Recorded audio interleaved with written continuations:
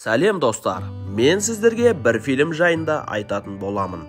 Бұл қыз өз үйінде басқаларға көрінбейтін бөлмеде қалып қояды.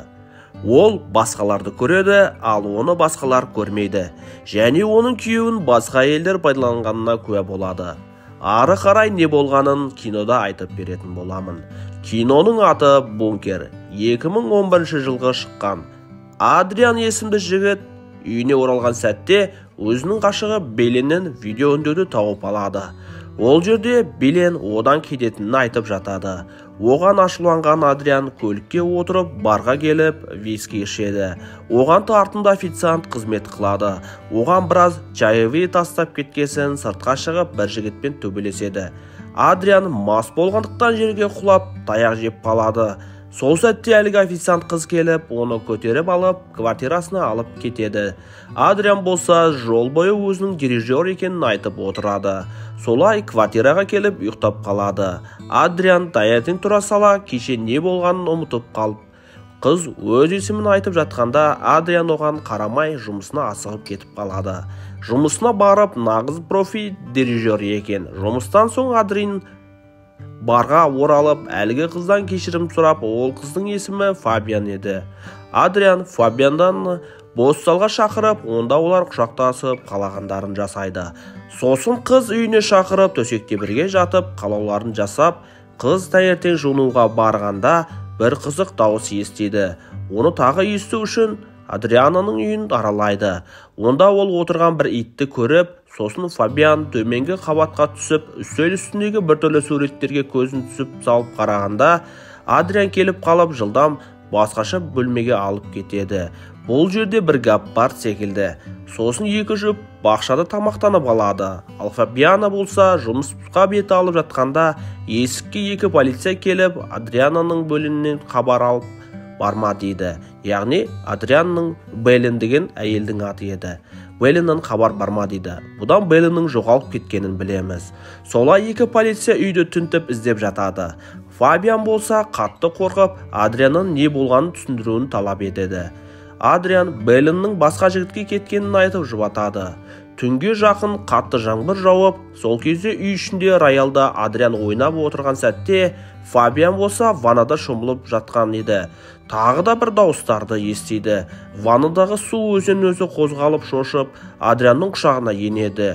Сол жерде Адриан мен Фабиана тағы қалауларын жасап, ертесіне Фабиана жұмысқа барғанда, полицияның біреуі Фабианның жұмысына келеді. Сөйтсе ол Фабианның бұрынғы жігіті еді. Ол Адрианадан аулақ жүр. Беленнің жоғалғанда соның қатысы бар дейді. Фабиан болса Адриан ондай адам емес дейді. Сосын Фабиана Адрианның үйіне көшіп келеді. Фабиана үйде душ қабылдап жатқан сәтте ыстық су ағып, үстін күйдіріп тастайды. Және раковинадан ішінен әлгі дауыс тағы естіледі. Кешке жақын қатты жаңбыр жауып, Фабиана іште көңіл көтеру үшін бір кілтті тауып алып жатады. Ал ол алқа тәрізді оны мойнына тағып алады. Сол сәтте жарық сөніп қалады. Үйде біреу бар ма деп қатты қорыққан Фабиана қолына күрек ұстап ізденеді. Сол сәтте тайып құлап, басын роялға ұрып талып қалады. Сол кезде оны Адриан тауып алып, оны аман алып қалады. Қызға ешнәрсе болмаған еді. Фабиана Адрианға үйде бізден басқа біреу бар, раковинаны тыңда деп көрсетеді. Расында дауыс естіледі. Бірақ бұл желдің дауысы дейді. Сосын полициядан Адрианға хабарласады. Онда адамның денесі табылғанын айтып, оны Белен емес па дейді. Адриан бөлімшеге барып, бұл дене Беленнің денесі емес екенін айтып, себебі дене қатты жанып кеткен еді.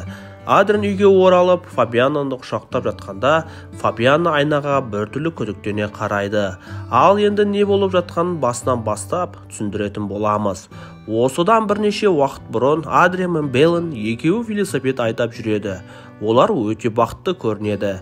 Бір күні Адриан тамақ пісіріп жатқанда, ол Беленға жақында алысқа филармонияға шақыру алғанын айтып, және өзімен бірге Беленге да жүр дейді.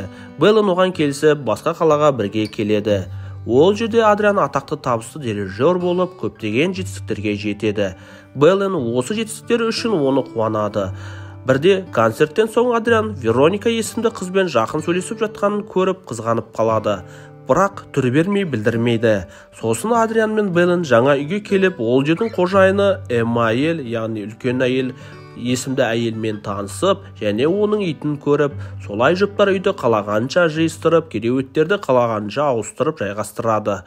Бәрі керемет, бұлар неге арты осылай болды екен деп ойлайсың. Бір күні тағы Беллен Адриан мен Верониканың виски ішіп отырған үстінен түседі. Соған ренжіп Адрианға осылай жасай берсең мен сені тастаймын дейді. Бір күні Адриан душта шомылып жатқан сәтте оның телефонын Беллен алып ақтарады, қарайды. Сонда Адриан Вероникамен кәдімгідей жақын сөйлескенін көріп қалады. Қатты ренжіген Беллен осы оқиғасын үй иесі Эммаға, яғни Эмма әйелге айтып береді. Эмма болса оған қорқынышты бір құпияны айтады. Үйдің бір бөлігі құпия бункерден тұратынын айтып, ішіне кірген адам үйде не болып жатқанын бәрін бақылап тұрады. Тіпті оның ішінде туалет, спальня, аздаған тамақ, су да ағып тұрады дейді. Кезінде оның күйеуі жасаған. Эмманың күйеуі мықты инженер еді. Сол жерге жасырынып жігітіңді сынап көр дейді. Солай Эмма кеткесін Беллен Адрианды сынау үшін қоштасу хатын және видеосын қалдырып, өзі бункерге тығылады. Сол кезде Адриан келіп видеоны қарайды. Оған қарап ашуланған Адриан гүлді лақтырып мазасызданады. Оның сыртынан бақылап тұрған Беллен Адрианның шын сүйгеніне көз жеткізгеннен кейін көріп шыққысы келеді. Бірақ асығып жүріп кілтті құлатып алған еді. Яғни көзі жеткеннен кейін Беллен болса қайттан шыққысы келген кезде бункерден, ол баста бункерге кіретін кезде кілтті құлатып, асығып жүріп құлатып алған еді. Ал кілтсіз ешқайда шыға алмайтын еді. Беллен қатты истерика жасап, телефон да оның ішінде ұстамайды, яғни бункердің ішінде сет мүлде ұстамайтын еді. Оның терезесін қатты ұрады, терезесі де сынбайды. Былай айтқанда кілтсіз шығуға ешқандай мүмкіндік жоқ болатын.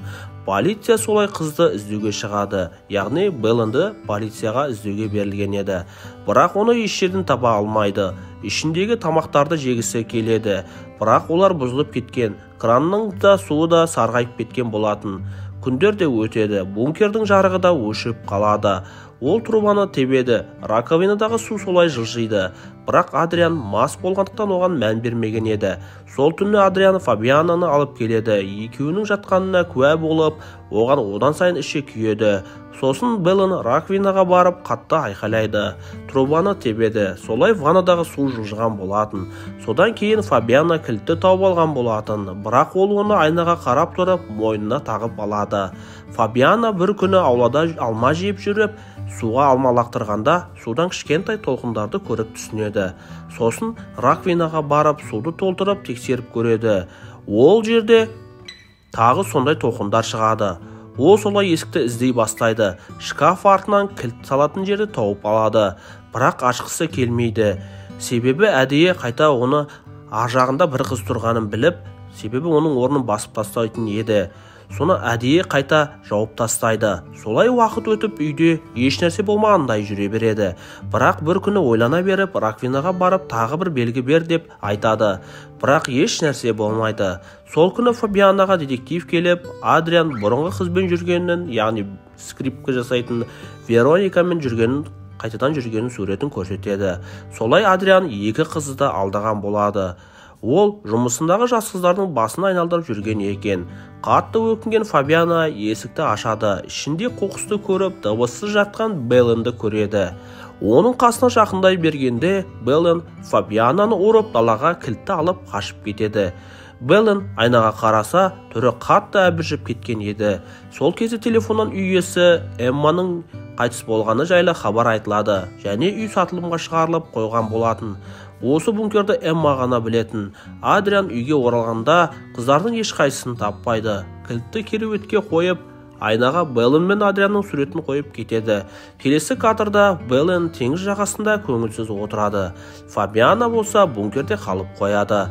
Қалай ойлайсыздар? Адриан Фабиананы құтқарып шыға ма, әлде ол онда қала ма? Арнаға жазылып, лайк басып кетіңіздер. Кездескенше.